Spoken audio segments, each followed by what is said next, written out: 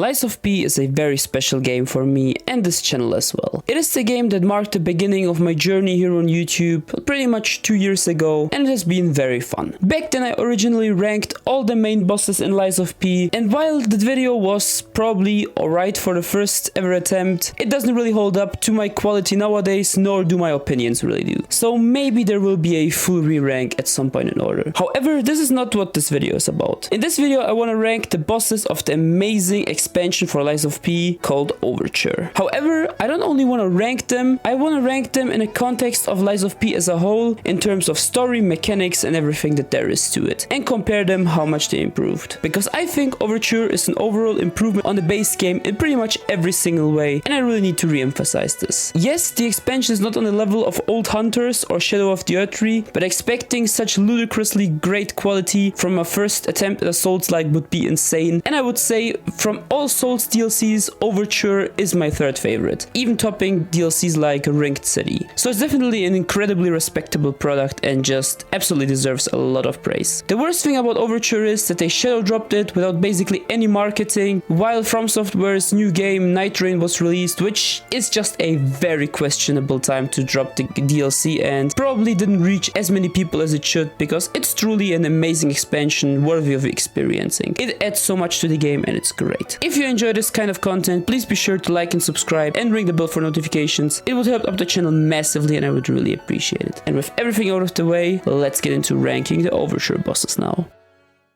Bombardino Crocodilo is coming in last, and just like the meme, the fight is kinda offensive. Though I suppose it's not the worst thing ever. I was really going back and forth debating whether I will place him in a mediocre tier or a bad tier, but I think I settled for the low mediocre tier. The very common comparison for this boss is the Golden Hippo from Elden Ring. And well, I can see some similarities, for example the grab, but besides that, it's just a wild big beast, so I guess we have seen these sort of enemies quite a bit by now. One of the biggest complaints for this boss is of course the not exactly stellar animation work. And while Lies of P definitely has some issues with animations, I would say Overture improved upon this quite a lot, especially for the fury attacks. But I would say the crocodile sticks out like a sore thumb. I don't think his animations look very good, and I don't think they play really good either. Sure, after you memorize them, they're fine, whatever, but it's not the greatest boss. And the grabs also just feel a bit weird to dodge. Truthfully though, the biggest sin this boss commits for me is that it's a snooze fest. It's really not interesting at all, and it has like 5 attacks I feel like, which are all pretty easily countered. It's just really boring and uninteresting. Overall, this sounds super negative and you might wonder why I didn't place him in the bad tier. There are 2 reasons that kind of redeem this boss a bit for me. First off, deflecting in this game in general has a really nice oomph to it and it just feels fun. It feels very good deflecting these beasts' massive jaws, the recoil that sends you back, it's great and it's always just enjoyable, so I can't say I don't have any fun while fighting this boss, even though the moveset is rather limited. And my second reason is that I absolutely love the zoo aesthetic for this first area, and a crocodile of course fits right in. He adds so much to it and his design is also fantastic. Sure, the elephant you fight before in my opinion looks even cooler, absolutely amazing design by Round 8 once again, and even despite his issues I still think he's overall a positive addition to the DLC, even though only a minor one.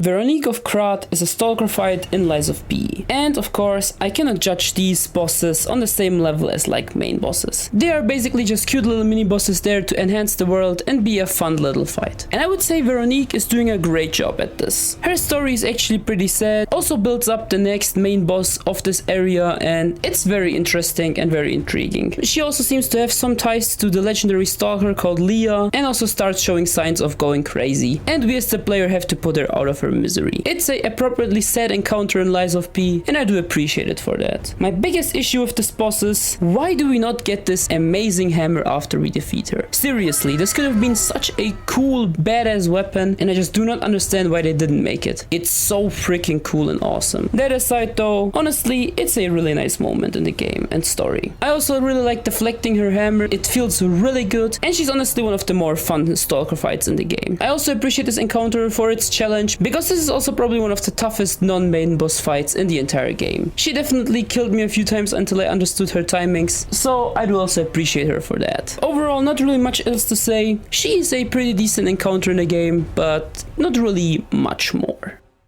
The reason why I kinda like the pre-metamorphic Green Hunter is that I'm already a big fan of his full fight in the main game. I think the green monster of the swamp is really awesome. This fight of course doesn't have the very cool puppet devouring face of the base game, but that's okay because it's mostly there for like lore reasons. This guy is pretty much a little hoarder, which we already knew from the base game, but I think the pre-metamorphic prefix is trying to suggest that this is the little beast before he grows up, and honestly it's just a cool mystery to really show what this creature really is and how it grows to become a more powerful foe in the future. It's quite nice. And I also do really think this guy is super cute and adorable. Like, I don't know, especially seeing him in a little form, it's so cute. I really wish that Round 8 released an official fan merch plushie of this boss because he's just so adorable and cute, and I would definitely buy it the moment I saw it. Please, Round 8, Neovis, whoever, please make it happen. He's so cute, I need him, please. But besides that, he's just fine. His moveset is nothing special, nothing too interesting, but it's fun enough and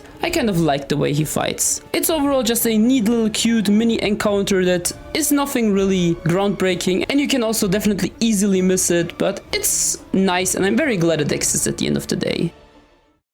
This might be the most surprising take in the whole video, because even I myself am shocked to see where I decided to place this boss. But I genuinely feel like this is the place where he belongs. I think Lumakio is overall a pretty damn good boss. However, I did not start with this opinion. When I first fought him, I had a massive crash out, especially because of phase 2, and I said that he's like one of the worst bosses ever. However, I do no longer think this. I think this boss is overall a pretty damn good encounter in the game. This is by far the best stalker fight in the whole game. His story is really good. He's a deceiver and alchemist lackey that was just manipulated by their schemes and ended up becoming a monster by the end. He's a pathetic scumbag, but I also feel a bit bad for him by the end. He tries to gain your trust with his lies and deceptions like a wolf in a sheep's clothing, just to betray you towards the end and fulfill his missions because he's allied with the alchemists. I absolutely love the reveal of his betrayal, the way it's framed. I love how he fights like a coward in phase 1, reminding me of the shinobi Allfather from Sekiro. He uses the defensive umbrella etiquette, bomb weapons, and even smoke bombs. He's a trickster, a dirtbag, and revels in it during the fight. Mid-fight he uses an elixir that was given him by the alchemists, which promised him great strength and cure of his illness. However, unfortunately, it ends up turning him into a carcass monster, because at the end of the day he was just a little puppet on a puppet strings for the alchemists. He was nothing but a little tool to them, and it's messed up to see how they treat their own people. I mentioned before that the crash out happened especially because of phase 2, and I'm still not the biggest fan of it, but I don't think it's horrible. I think the damage is pretty high, and maybe adding DK on every single hit wasn't necessary, but it's not like the animations are horrible. You can definitely read them and it's kinda intense, so there is some worth to it. Overall, moveset wise, this boss is pretty fine and solid, but everything, the story and the overall package for Lumakio is just pretty damn good and definitely massively enhances the experience and narrative of Lies of P Overture.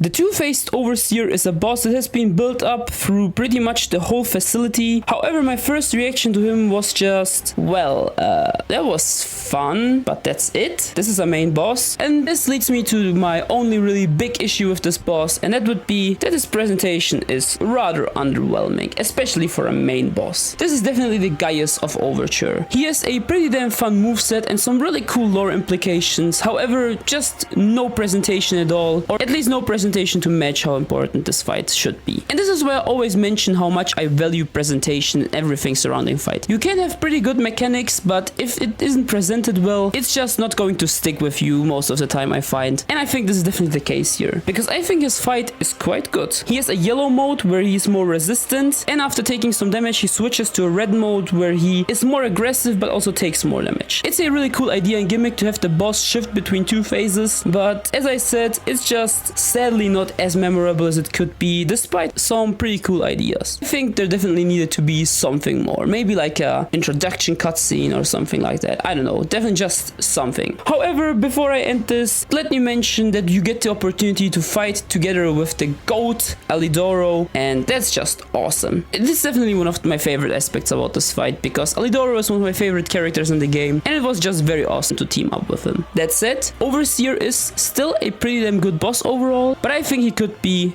a good bit better.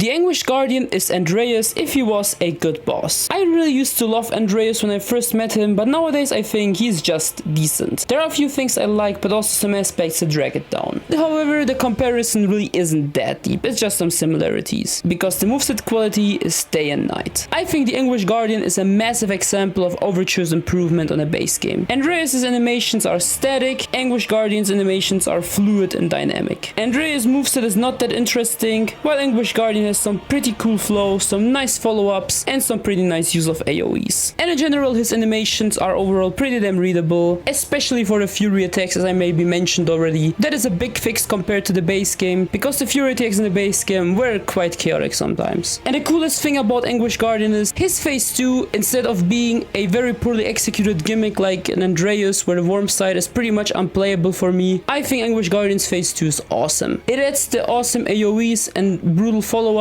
and massive lasers you need to dodge. It makes a good use of the hybrid combat in the game, and I think it's great. Overall, I would say Guardian's moveset is honestly quite good, and I have a lot of fun fighting him. However, what elevates him to the lower grade tier for me is his pretty damn awesome presentation. I definitely saw it at the phase 2 cutscene, referencing the Arm of God thing that would later be seen with Simon Manus. It's really damn cool, and I just dig this fight a lot. It's a very interesting design, and his lore implications with the ancient civilization are also pretty damn interesting.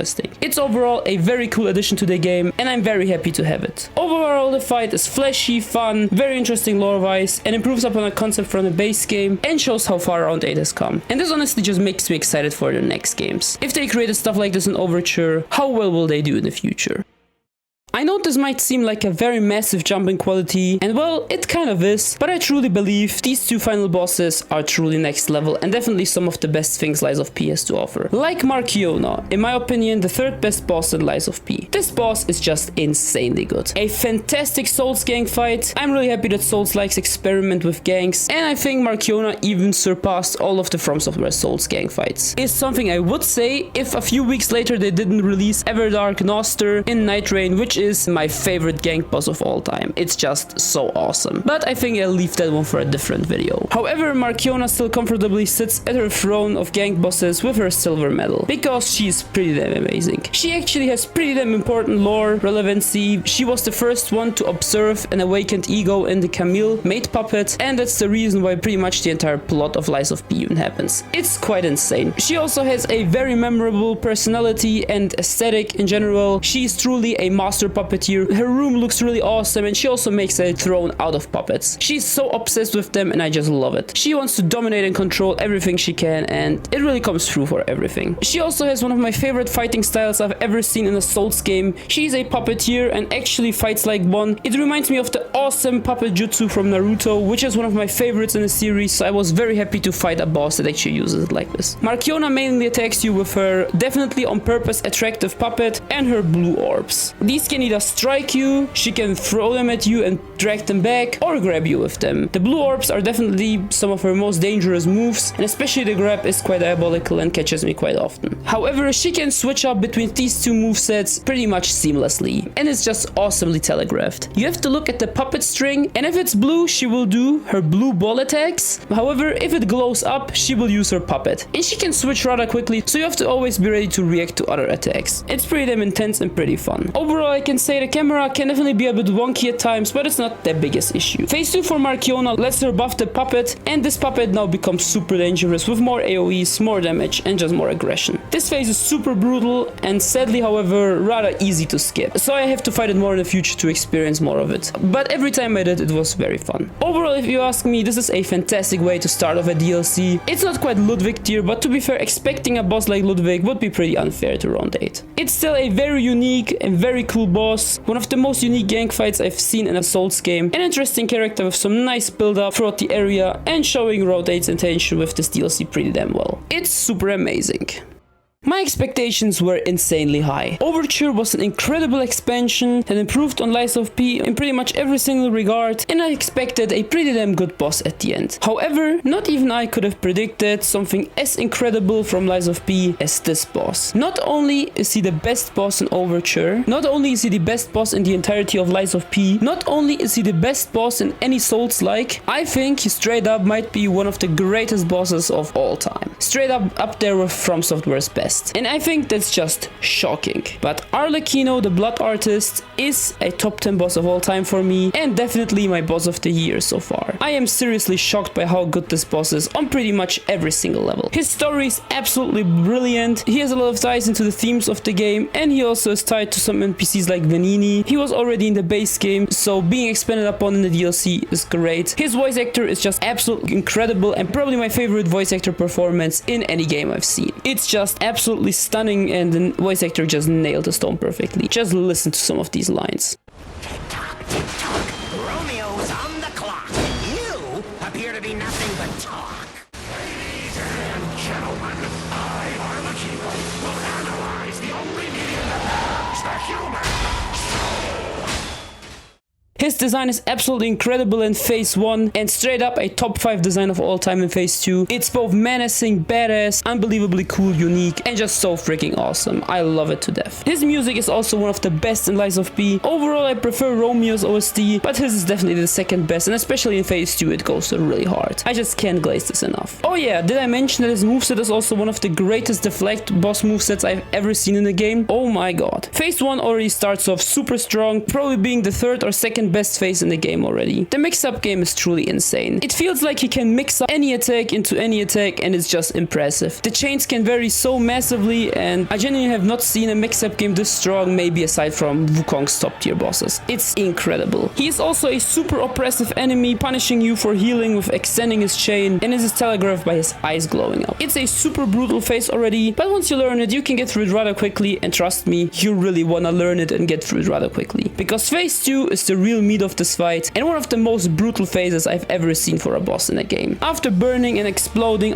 Kino enters his most badass mode, where he has long blades and even chainsaws attached to his back. It's just an incredible cutscene, super badass, and well, then he starts shooting souls at you. Yes, Kino transcends the logic of the game and starts using blood soul magic to attack you. However, these projectiles are only the start of his opener combo. His opener combo consists of dropping, using a massive AoE, using all of slashes with varying deflect speeds, using fury attacks, and then even an AoE that you need to dodge. It shows you a lot of his moveset and already warms you up for it. It's really great. However, after this, it just continues pretty much like Phase 1. Phase 2 truly tests you in the mix-up game because it's even more punishing than before. He now has two kinds of attacks. He has his normal attacks that often follow with an AoE, and he has orange attacks like his claws or chainsaws that inflict the break effect upon you, which greatly reduce your healing, which adds a lot of oppressiveness. It's a super punishing boss, so be ready to get fried here. He also loves to mix up his combos in a lot of crazy ways, sometimes adding another fury attack, sometimes mixing into a grab, which does diabolical damage, by the way. It's just unbelievably brutal, and you can die here very quickly. However, I just need to mention this one move, which I, in my over 3 hours with this boss by now, have managed to avoid fully a single time. It's the move where he places down chainsaws and follows it up with a fury attack. You need to position yourself just perfectly, dodge at the right time, and either outspace it or deflect the fury attack. It's super brutal and probably one of the hardest moves I've ever seen in a game. It is an insanely difficult phase, and to add insult to injury, he will do his incredibly hard starter combo later in the fight to really test if you're ready to beat this boss. Of course, I also need to reiterate that it's just absolutely fantastic story and presentation wise. You can also fight with Leah on your side, and I would definitely recommend this to you because you can refight the boss anytime in the refight mode, but fighting him with Leah is a special experience. The dialogue completely changes, which is super awesome and a great attention to detail. And when you do a riposte in Phase 2, the combo attack you do together with Leah is just some absolutely insane and awesome aura farming. It looks so incredibly cool, and I just love it. It's really anime, and I'm all for it. Kino, the Blood Artist, is just a masterpiece of a boss fight. I have literally zero issues with this boss. I think it's an unbelievable achievement what Round 8 has managed to achieve, and this boss makes me excited for the future, because if this is something they can make right now, I can't believe what they will do in their next games. Overall, I just have nothing to complain. Absolute cinema, Kino, masterpiece, boss of the year so far. I don't know, just so good. Can't praise it enough. Lies of P Overture was an incredible expansion, and while there aren't many bosses, the ones we got are overall a pretty good addition with some all-timers in there. So I am really happy. My favorite aspect about Lies of P, of course, are still the areas, and the quality of them has remained pretty amazing in Overture. Please let me know what you think about the Overture bosses, or or Overture itself. I would be really curious to hear what people think, if they agree that it's one of the best Souls DLCs, because in my opinion it very easily is. It has an insanely good quality and it's just fun to play from the beginning to end. The weapons are awesome, areas are awesome, bosses are great, it's just a joy. Once again, if you happen to like my video, please be sure to like and subscribe. I would appreciate it a lot, it helps out massively and I would just be so grateful. But yeah, with that said, thank you for watching this ranking of the bosses and I hope I will see you here for the next video. Until then, bye!